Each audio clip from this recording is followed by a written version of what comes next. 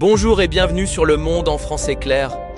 Aujourd'hui, nous allons découvrir les principales actualités du monde tout en pratiquant le français de manière simple et efficace. Aujourd'hui, nous parlons de sport et plus précisément du Super Bowl 60 qui se joue ce dimanche à Santa Clara, en Californie.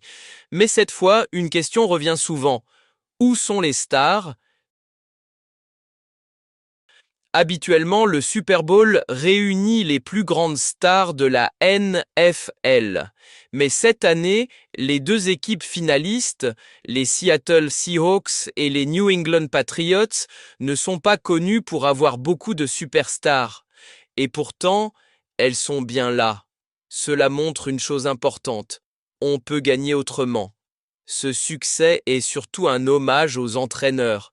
Les deux équipes sont très bien organisées, très disciplinées et très solides tactiquement. Elles ne gagnent pas seulement grâce à des noms célèbres, mais grâce au collectif. En analysant les joueurs titulaires des deux équipes, on remarque quelque chose d'intéressant.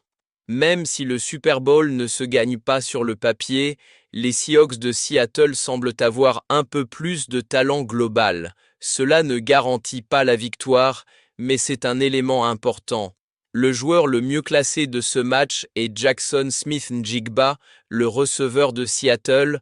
C'est un vrai talent et une star en devenir. Du côté de New England, le quarterback Drake May est très bien classé après une saison exceptionnelle, presque de niveau MVP. Mais il y a un détail important.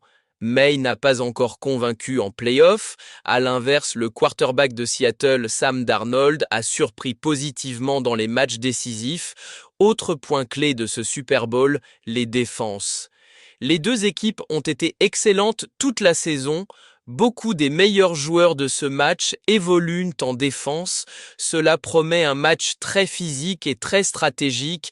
Les lignes offensives, souvent très dominantes au Super Bowl, sont cette fois correctes, sans être exceptionnelles. Mais elles font le travail. Encore une fois, ce sont des équipes équilibrées, bien construites et efficaces collectivement. La réalité, c'est que ce Super Bowl est un peu différent. Il n'y a pas beaucoup de stars médiatiques, mais il y a deux très bonnes équipes, deux quarterbacks capables de réussir de grandes actions et deux projets solides pour l'avenir. Le Super Bowl 60 n'est peut-être pas le plus spectaculaire sur le papier, mais il pourrait marquer le début de quelque chose de grand. Les stars ne sont peut-être pas là aujourd'hui, mais elles pourraient arriver très bientôt. Et vous, préférez-vous un Super Bowl avec beaucoup de stars ou un match équilibré entre deux équipes bien construites? Écrivez votre opinion en français dans les commentaires. On continue avec une autre grande nouvelle du sport. Carlos Alcaraz a écrit une nouvelle page de l'histoire du tennis mondial. Ce dimanche 1er février, l'Espagnol a remporté son premier titre à l'Australian Open en battant Novak Djokovic en 4-7 après une belle remontée. Après avoir perdu le premier set, Alcaraz est resté calme et concentré. Il a augmenté son niveau de jeu, dominé les échanges et n'a plus laissé d'opportunité à son adversaire. Grâce à cette victoire, il a soulevé le trophée à Melbourne et confirmé son statut de grand champion. Juste après le match, sur le court, Alcaraz a parlé d'un moment très spécial. Rafael Nadal était dans les tribunes en train de regarder la finale, un symbole fort entre deux générations du tennis espagnol.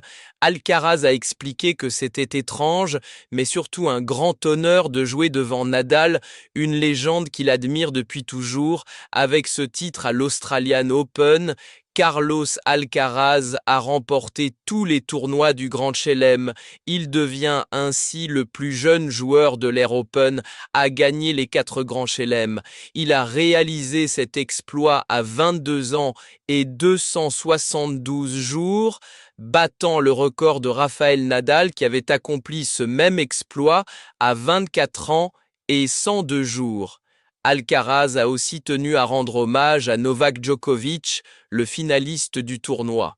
À 38 ans, le Serbe avait réalisé un parcours impressionnant, notamment avec une victoire contre Jannik Sinner en demi-finale.